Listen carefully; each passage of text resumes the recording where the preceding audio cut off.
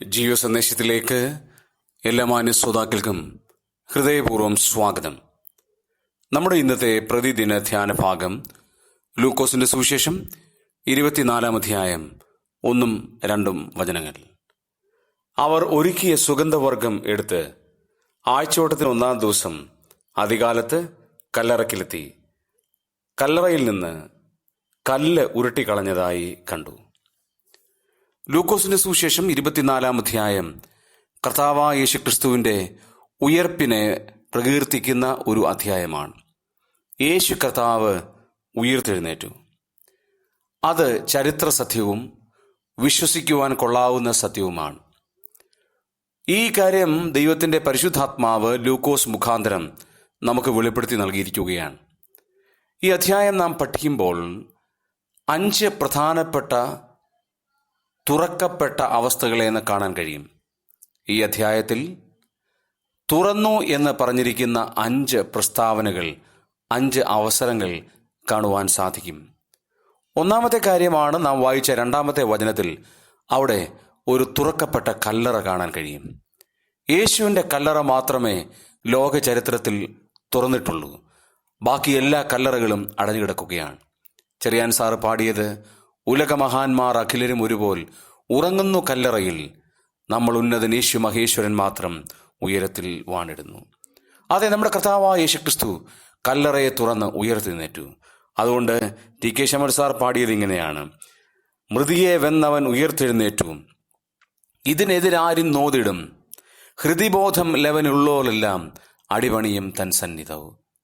യേശു കർത്താവ് ഉയർത്തെഴുന്നേറ്റു എന്നുള്ളത് ചരിത്ര സത്യമാണ്.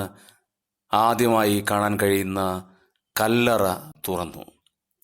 രണ്ടാമതായി നാം ആ അധ്യായത്തിന്റെ 31-ാമത്തെ വചനത്തിലേക്ക് വരുമ്പോൾ അവിടെ ഇപ്രകാരം കാണാൻ കഴിയും: ഉടനെ അവരുടെ കണ്ണു തുറന്നു, അവർ അവനെ അറിഞ്ഞു, അവൻ അവർക്ക് അപ്രത്യക്ഷനായി.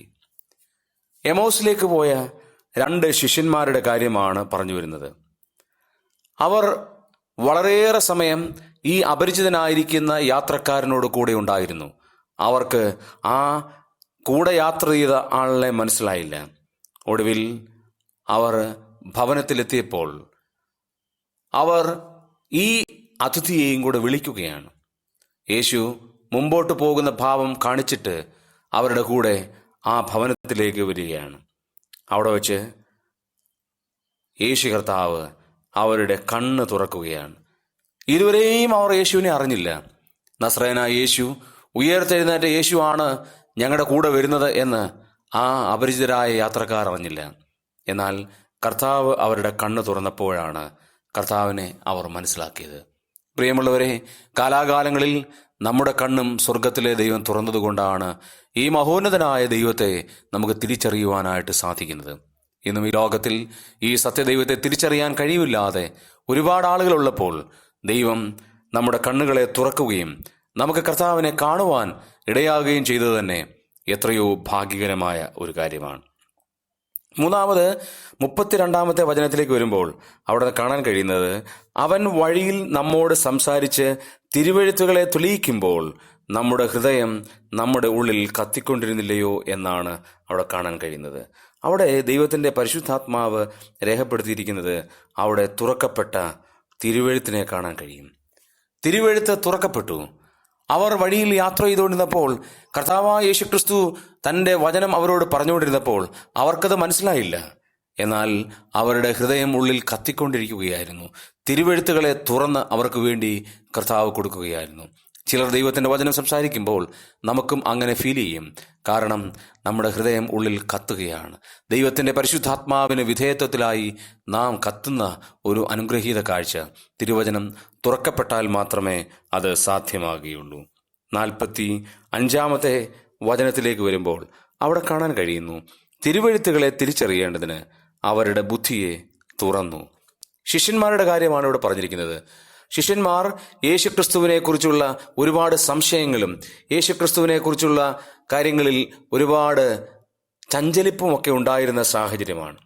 പക്ഷേ കർത്താവ് വാസ്തവമായി ശീമോന് പ്രത്യക്ഷനാകുകയും 11 പേരെ കാണുകയും ഒക്കെയും ചെയ്തു. എന്നാൽ അവർ ഭൂതമാണ് എന്ന് പറഞ്ഞ് പേടിക്കുകയാണ്. കർത്താവ് ചോദിക്കുന്നുണ്ട്, ഭൂതത്തിന് മാംസവും അസ്ഥിയും ഇല്ല, എനിക്കതുണ്ട് എന്നൊക്കെ കർത്താവ് പറയുകയാണ്. പക്ഷേ അവർക്കത് മനസ്സിലായില്ല.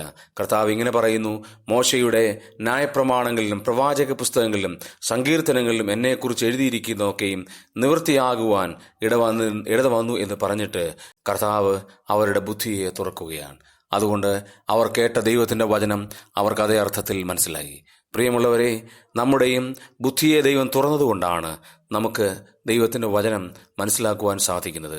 ഈ തിരുവെഴുത്ത് ദൈവത്തിൻ്റെതാണെന്നും അത് യാതൊരു തെറ്റില്ല എന്നും ഇതിൽ പറഞ്ഞിരിക്കുന്ന കാര്യങ്ങൾ മുഴുവൻ സത്യമാണെന്നും വിശ്വസിക്കുവാൻ നമുക്ക് ഇടയാകുന്നത് തന്നെ ദൈവം നമ്മുടെ ബുദ്ധിയെ തുറക്കുന്നത് കൊണ്ട് മാത്രമാണ്. അതുകൊണ്ട് നമുക്ക് ദൈവത്തോട് ഹൃദയപൂർവ്വം നന്ദി പറയാം. നമ്മുടെയും ബുദ്ധിയെ ദൈവം തുറന്നു. അവസാനമായി അതിൻ്റെ 51 വചനത്തിലേക്ക് വരുമ്പോൾ, അവർ ബഥാന്യോളം എത്തുകയാണ്. അവർ ബഥാന്യോളം എത്തി യേശു ശിഷ്യന്മാരെ അനുഗ്രഹിക്കയിൽ തന്നെ അവരെ വിട്ടുപിരിഞ്ഞ് സ്വർഗാരോഹണം ചെയ്തു. തുറക്കപ്പെട്ട ഒരു സ്വർഗം കാണാൻ കഴിയും. തന്നെ സ്വീകരിക്കുന്ന ഒരു സ്വർഗം, തുറക്കപ്പെട്ട ഒരു സ്വർഗം. പ്രിയമുള്ളവരെ, നമുക്ക് വേണ്ടിയും തുറക്കപ്പെടുവാൻ പോകുന്നൊരു സ്വർഗമുണ്ട്. എത്ര പ്രതീക്ഷയാണ്! നാം കാലാകാലങ്ങളിൽ കർത്താവിനോടൊത്ത് ആയിരിക്കും. നാം മരിച്ച് മൺമറഞ്ഞ് നശിച്ചു പോകുന്ന ആളുകളല്ല, പിന്നെയോ മരിച്ചു ഉയർത്തെഴുന്നേറ്റ് മഹിമയിൽ ജീവിക്കുന്ന കർത്താവിൽ വിശ്വസിക്കുന്നവരായതുകൊണ്ട് നമുക്കും ഈ വലിയ ഉദ്ധാരണം, ഈ വലിയ ഉയർപ്പ് ലഭിക്കുമെന്നുള്ളത് എത്ര സന്തോഷപ്രദമായ കാര്യമാണ്. ആകയാൽ നമ്മൾ തുറക്കപ്പെട്ട കല്ലറയുടെ മുമ്പാകെ, തുറക്കപ്പെട്ട കണ്ണുകളുടെ മുമ്പാകെ, തിരുവെഴുത്തുകൾ തുറക്കപ്പെട്ടതുകൊണ്ട്, ബുദ്ധിയെ തുറക്കപ്പെട്ടതുകൊണ്ട്, തുറക്കപ്പെട്ട ഒരു സ്വർഗമുള്ളതുകൊണ്ട് നമുക്ക് ദൈവത്തെ സ്തുതിക്കാം, സ്തോത്രം ചെയ്യാം. ദൈവത്തിൻ്റെ നാമം വാഴ്ത്തപ്പെടുമാറാകട്ടെ. പിതാവേ, നന്ദിയോടെ ഞങ്ങൾ അങ്ങേ സ്തുതിക്കുന്നു. ഒരു ദിവസം കൂടെ നൽകിയോണ്ട് സ്തോത്രം. ഈ വചനം കേൾക്കുന്ന എല്ലാവരെയും അനുഗ്രഹിക്കണമേ. യേശു ക്രിസ്തു നാമത്തിൽ അപേക്ഷിക്കുന്നു, കേൾക്കുമാറാകണമേ. ആമേൻ.